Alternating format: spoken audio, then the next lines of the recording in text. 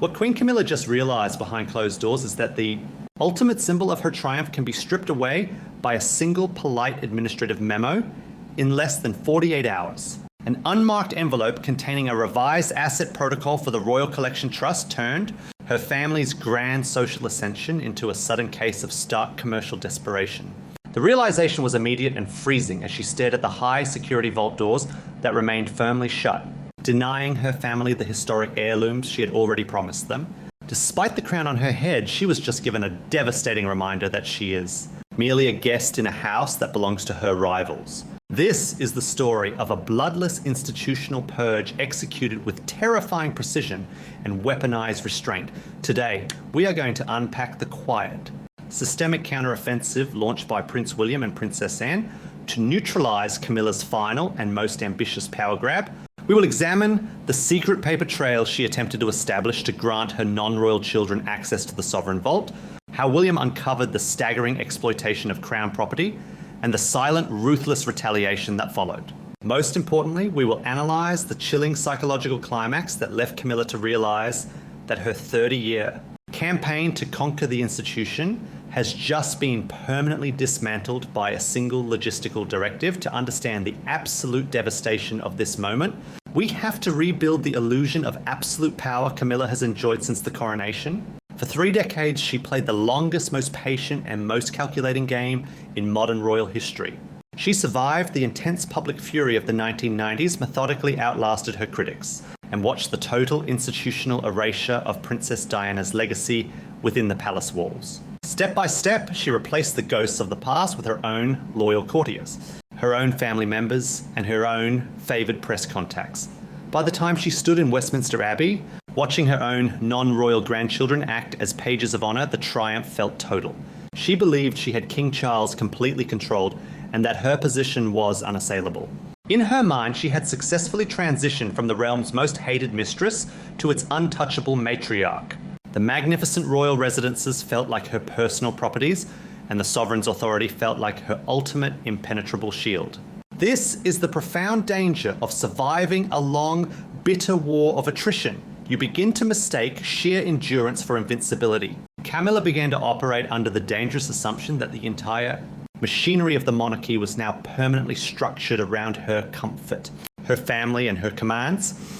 She treated the historic architecture of the crown as a personal favour bank to be distributed to her inner circle, assuming that the blood royals would simply accept the new reality out of exhaustion or fear of upsetting the king. The trigger for this current crisis began just weeks ago, hidden beneath the surface of routine event planning for a major international aristocratic gathering.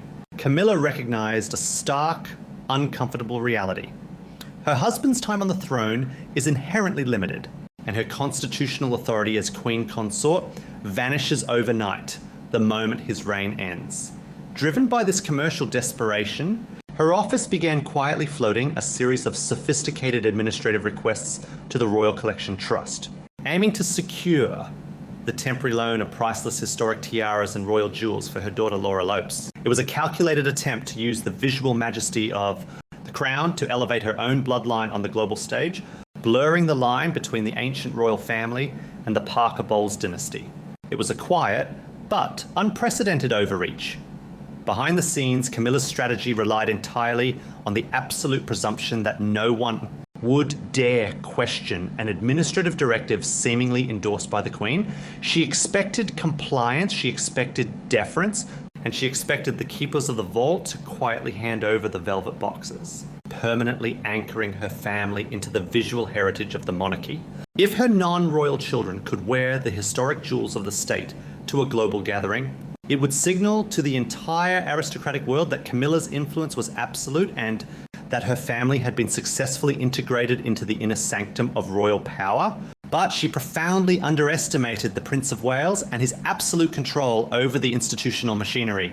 This is where the story shifts from a tale of blind ambition to a forensic, cold-blooded discovery.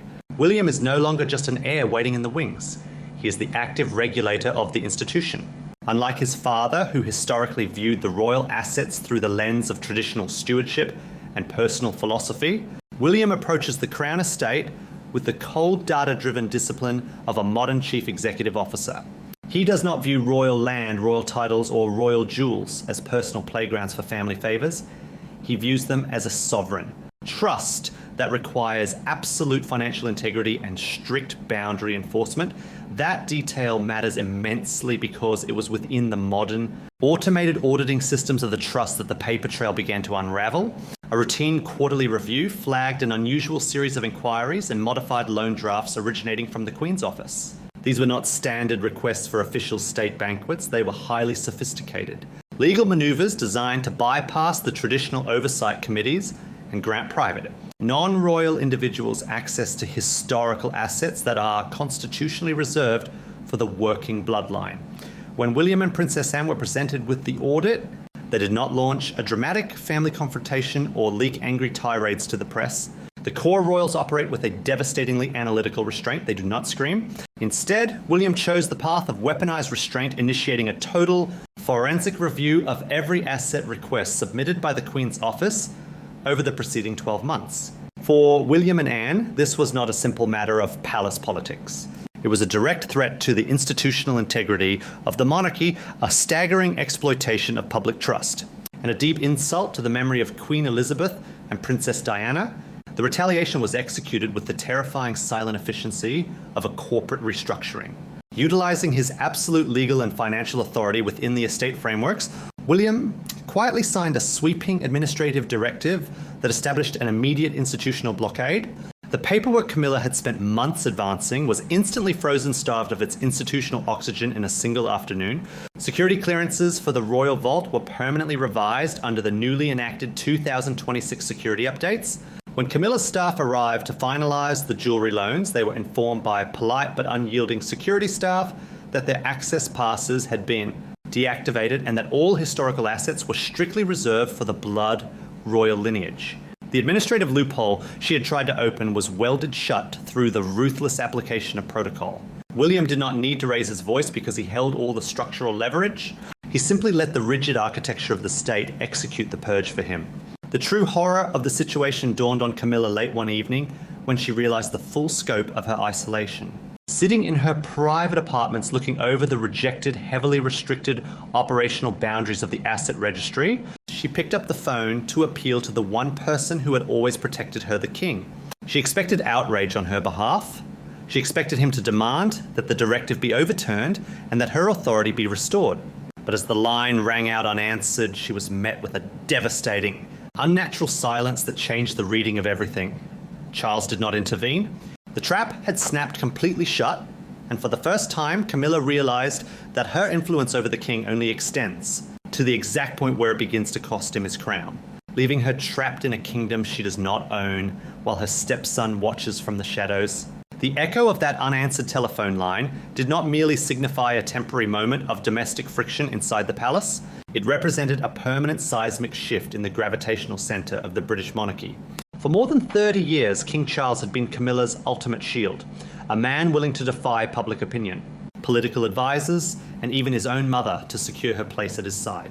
But that is where the story changes. Faced with an ironclad forensic asset audit from the Prince of Wales, the king chose the survival of the institution over the social and commercial ambitions of his wife's family. Charles understood what Camilla failed to realize. A reigning monarch cannot wage an internal war against the person who controls the future of the estate, especially when that person holds all the legal, financial, and structural cards. The king acted not because he stopped caring for his consort, but because he recognized that opposing his heir would trigger an unsustainable constitutional crisis during a period when the crown desperately required stability. To fully grasp the magnitude of this structural trap, we must unpack the commercial desperation that dictates Camilla's entire existence behind the scenes. Publicly, she wears the spectacular historic jewels of the royal vault rides and state carriages and is addressed as Her Majesty. But behind that billionaire public relations facade lies a stark, broke reality. What looked like a routine administrative update from the royal collection. Trust was actually a total dismantling of her alternative power base. Legally, the Queen Consort owns absolutely nothing within the royal infrastructure. She does not own Buckingham Palace, she does not own Windsor Castle, and she does not possess an independent sovereign revenue stream that survives past the current reign. The historic walls she walks through the staff who bow to her, and the very air she breathes inside the palace are all leased privileges, not inherited rights. That detail matters because the true financial and material engine of the family belongs exclusively to the blood royal lineage. When William assumed control of the Duchy of Cornwall and took a dominant role in the oversight of the royal trusts, he did not just inherit immense wealth, he inherited absolute executive authority over the family's economic future. He became the ultimate regulator of the institution. William recognized a pattern of staggering exploitation within the estate channels. Specifically, this quiet attempt by Camilla's office to use the sovereign vault as a personal favour bank for her non-royal children Tom Parker Bowles and Laura Lopes.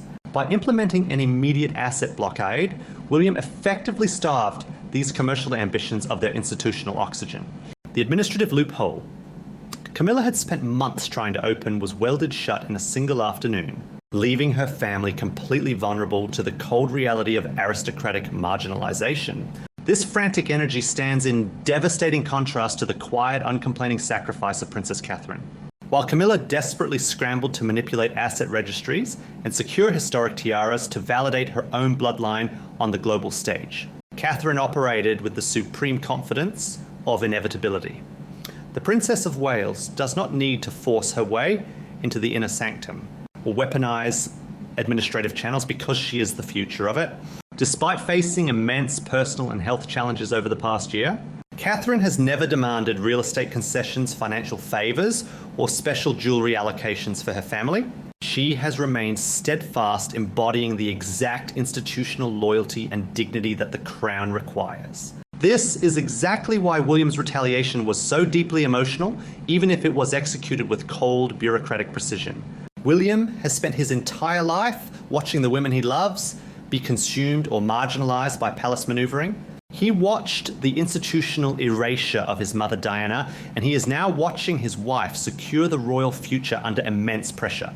There's a silent but ironclad vow within the Prince of Wales that Camilla will not be permitted to impose her will or her family's commercial ambitions onto the sacred spaces of the Windsor line by stripping Camilla of her ability to distribute the historic heirlooms of the crown.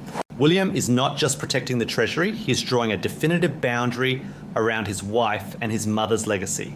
The courtiers and palace staff see these subtle protocol changes instantly. In the aristocratic world, a modified loan draft, a revoked security pass, or a locked vault gate is never just a logistical accident. It is a broadcasted message regarding the transfer of true power. Servants and advisors who once rushed to accommodate Camilla's every preference are now looking past the current reign, reading the room and quietly aligning their loyalties with the Prince of Wales. The execution of the estate updates was in reality a structural rehearsal for Camilla's eventual obsolescence. The system allowed her the public illusion of absolute power because the crown requires a visual display of majesty. But the moment the paperwork was audited, the architecture of the state left her completely isolated. As Camilla's influence recedes behind the closed doors of the palace, the unexpected restriction of her access to the private treasury serves as a psychological clue that the restoration of a new order has begun. The grand illusion has finally dissolved, leaving behind the freezing reality of institutional survival. Camilla successfully won the long war to wear the crown, outlasting public outrage and historical resistance. But she has definitively permanently lost the kingdom. She is left to occupy a position that grows heavier by the day. Sitting in magnificent historic rooms she does not own, relying on a network of staff whose ultimate loyalty belongs to her stepson, and waiting for a future she can no longer control, the British monarchy has survived for centuries, not by indulging the personal ambitions of its consorts, but by ruthlessly protecting its sovereign integrity, and the silent purge of the royal vault is now complete. Thank you for exploring this deep dive into the hidden dynamics of the royal institution with us. If you appreciate this level of forensic analysis and narrative storytelling, make sure to subscribe and join us for the next chapter.